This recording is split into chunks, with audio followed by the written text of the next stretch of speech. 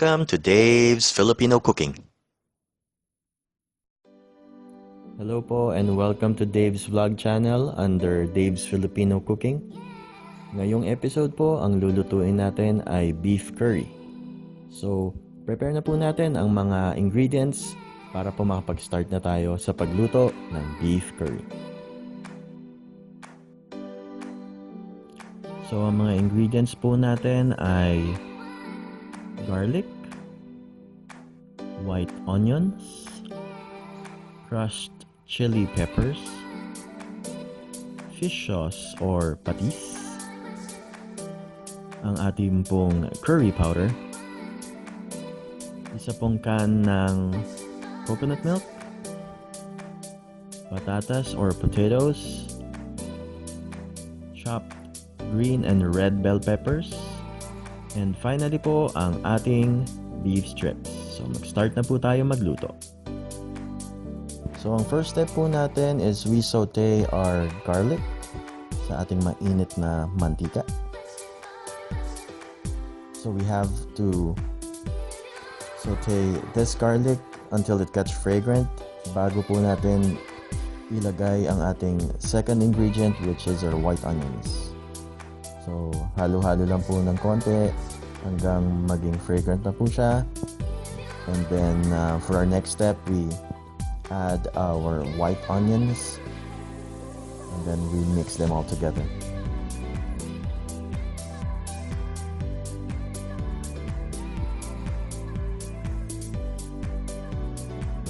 So habang hinahalo po natin ang ating onions and garlic, i-ready na rin na po natin ang mga next ingredients para hindi po tayo mahirapan sa pag-abot.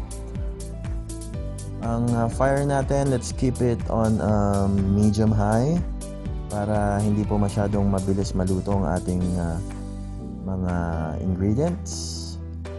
And then i-add na po natin ang ating luya or ginger. And then haluin lang po natin ito.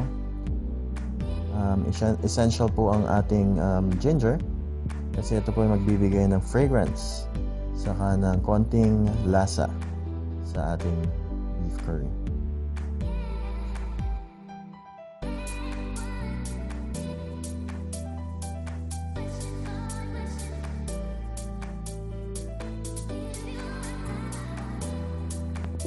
And then for our next step po, pagka naluto na at fragrant na rin ang ating luya, ilagay na po natin ang ating beef strips.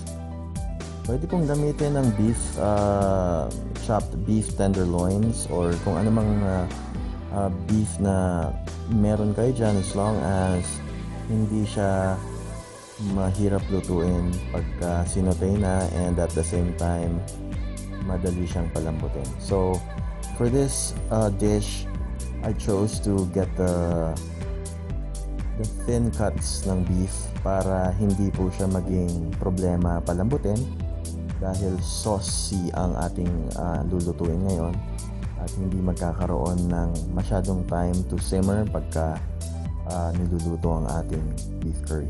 So haluin nyo lang po ito hanggang maluto together with the onions, the garlic, and the ginger. So yan, nakita nyo na po medyo naging dark brown na ang kulay niya. Ibig sabihin na medyo naluto na siya. This is the perfect time for us to add our curry. And then mix it all together hanggang halo na po ng maayos yung curry powder sa ating niluluto, sa ating beef.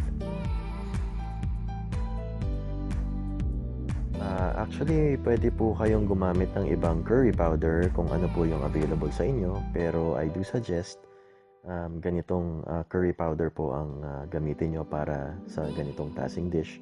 Dahil mas magko-complement po siya pagka nilagyan na po natin ng ating coconut milk or gata. So, halu-haluin nyo lang po hanggang fully ma-cook na rin po yung ating beef strips before we put on our next ingredient.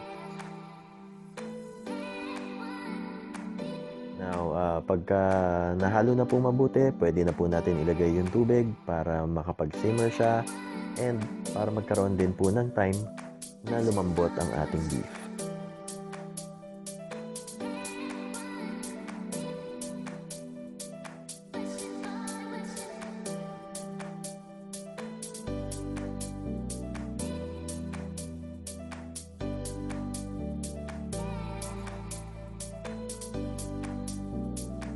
Maganda po kung matakpan natin siya para mas mabilis maluto or lumambot ang ating beef.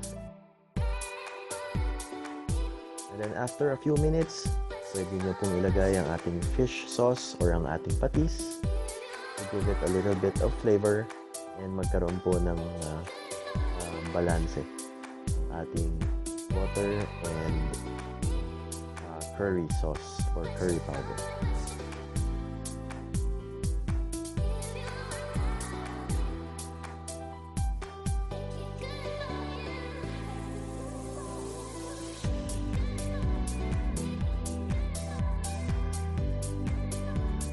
So, ang next step po natin is ilalagay na po natin yung 1 can ng ating coconut milk or ang ating gata. Make sure na masimot natin siya para ma-maximize natin yung flavor ng ating coconut milk. And then, halu-haluin lang po natin siya para ma-distribute ang ating gata sa ating niluluto.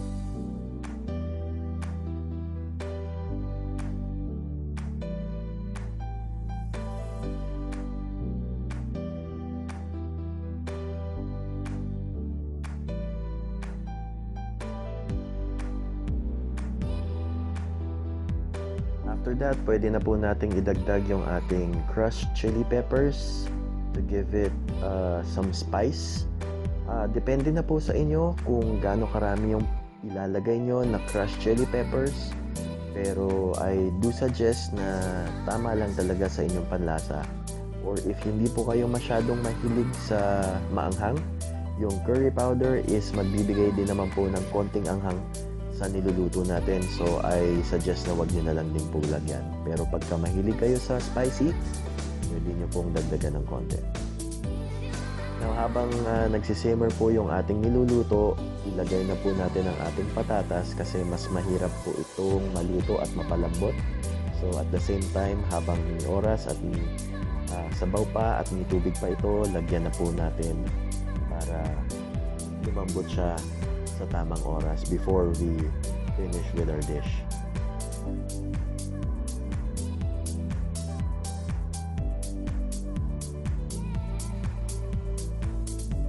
So, ang next step po natin is ilalagay na natin ang ating green and red bell peppers and haluin lang natin siya ng mabuti. Huwag lang masyadong i-overcook para magkaroon ng crunchiness ang ating beef curry.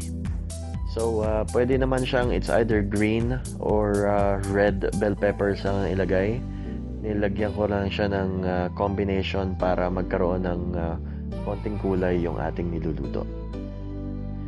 So, ang next step po natin is lagyan natin ng konting salt to taste para magkaroon siya ng konting lasa pagdating sa kakain.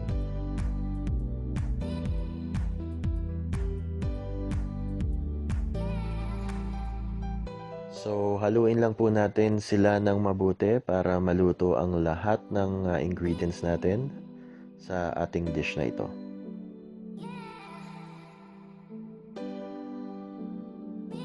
Pagka na-achieve na po natin ang thickness ng ating sauce, pwede na po siyang i-serve. Yan na po ang ating beef curry. So, thank you po. See you on the next episode. Maraming salamat.